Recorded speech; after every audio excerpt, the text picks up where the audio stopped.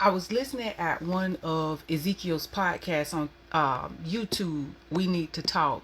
He was interviewing a teacher, and she began to share how she prayed over her classroom, how she would go in early, she would anoint the desk, she would anoint the door, and she would seek God on behalf of her classroom. She talked about how other teachers struggled with some of the same students that came in and did everything she asked them to do. As I was listening to her, it was just a clip, but as I was listening, it reminded me of my own situation, but it also showed me that she wasn't lucky. She was aligned with God. And as I said, it took me back to my own teaching days when I was teaching the Criminal Justice Academy. I remember other teachers having issues with the students that came into my classroom, and they functioned and they did everything that I asked them to do, and not because I made it fun, but because there was authority there. I could literally remember other teachers coming to me and asking me, Miss Johnson, what are you doing? I never see you send students to the office. You don't have some of the issues that we're having with said student.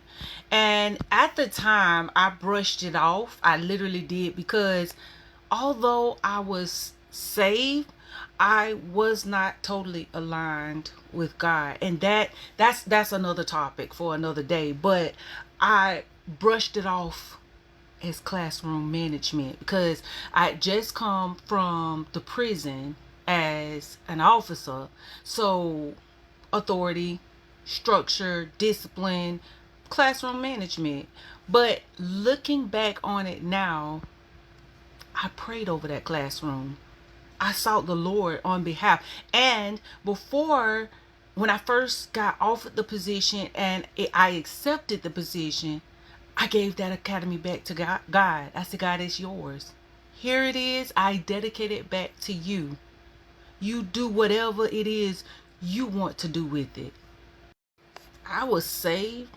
I was aligned, but not fully aligned. But God still trusted me with authority. I prayed over that classroom every single day. I anointed that door. I anointed those desks. Nobody knew what I was doing, and that wasn't their business. They didn't need to. That was between me and God. And those students were loved deeply. I enjoyed them just like they were my own, but when it was time to get serious, they knew not to test Miss Johnson. Not because I was harsh, but because they could sense that authority, that level of authority that God placed inside of me, because it wasn't my intention to be intimidating.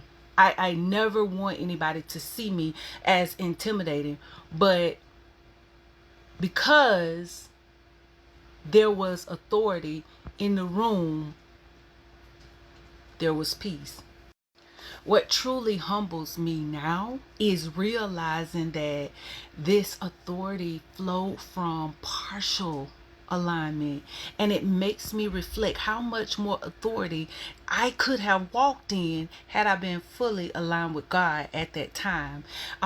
The prayers did not miss heaven. They landed and heaven responded on my behalf. And that's the message that I want to get out to educators, administrators, leaders, parents, managers, and to anyone in a position of responsibility and authority. True authority is not about making people afraid of you. True authority is about making the enemy so uncomfortable in your environment that he doesn't want to be there.